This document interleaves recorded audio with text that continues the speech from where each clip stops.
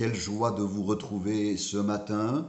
Nous sommes le lundi de Pâques et en cette occasion, je voudrais qu'ensemble nous examinions une scène qui s'est déroulée la veille de la grande célébration de la Pâque chez les Juifs.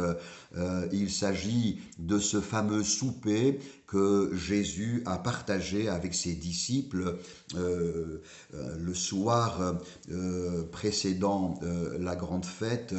Ce récit, c'est l'évangile de Jean qui nous le rapporte en son chapitre 13. Vous savez de quelle manière subitement, après le souper, Jésus se lève, il se défait de sa tunique précieuse et il entoure ses reins d'un linge de serviteur, il remplit une bassine d'eau fraîche, il s'agenouille devant ses disciples pour leur laver les pieds. Et vous savez de quelle manière l'un de ses disciples, Pierre, Simon Pierre, va réagir en disant « Mais Seigneur, tu me laves les pieds, non, jamais, jamais tu ne me laveras les pieds. » Et Jésus lui répond simplement « Ce que je te fais, tu ne le comprends pas maintenant, mais tu le comprendras bientôt. » Et il lave les pieds de Pierre, les pieds de chaque disciple, et après avoir fait ce geste,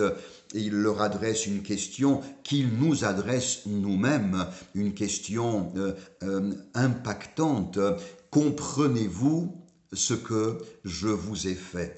Comprenez-vous ce que je vous ai fait? Le problème, c'est que la démarche du Christ ce soir de Pâques est un défi à la raison humaine, c'est un défi à la nature orgueilleuse de l'être humain, c'est un exemple, du reste Jésus va expliquer cela. Vous m'appelez Maître et Seigneur et vous dites bien car je le suis. Eh bien, si donc je vous ai lavé les pieds, moi qui suis Seigneur et Maître, vous devez aussi vous laver les pieds les uns aux autres, car je vous ai donné un exemple afin que vous fassiez comme je vous ai fait.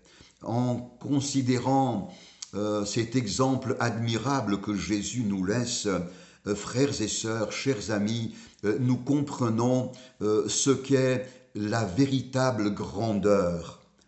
Dans la philosophie de notre humanité, la grandeur équivaut à la domination, parfois à des régimes dictatoriaux.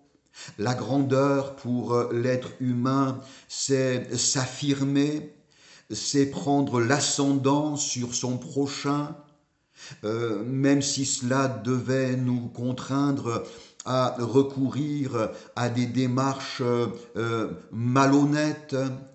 La grandeur, selon notre société, c'est l'exploitation de l'autre.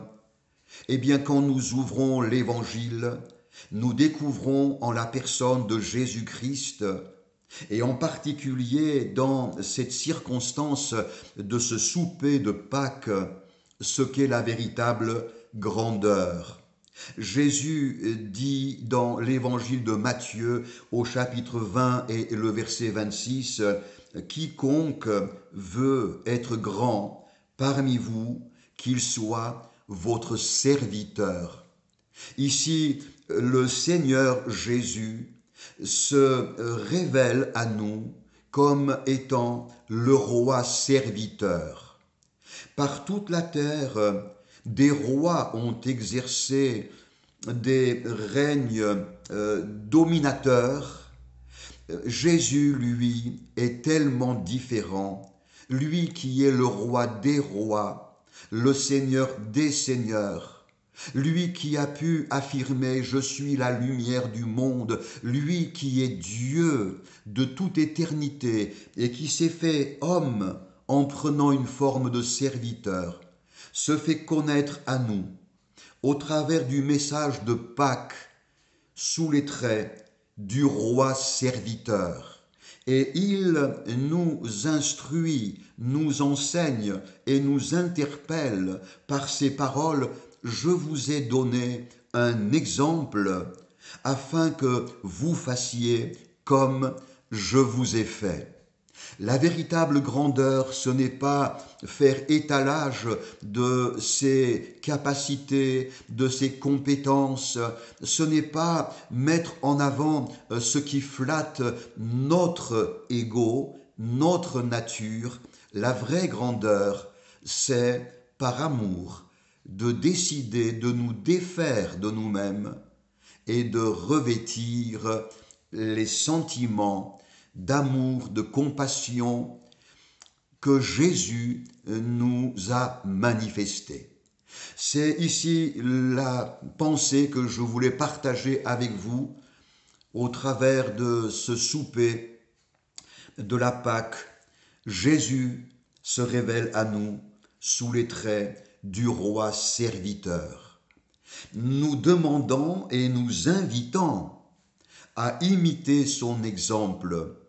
Usons les uns à l'égard des autres de cette même compassion, de cette même bienveillance, de ce désir très fort de procurer du bien autour de nous.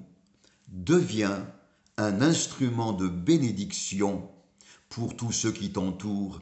C'est là ma prière et le souhait que je te formule. Que le Seigneur te bénisse.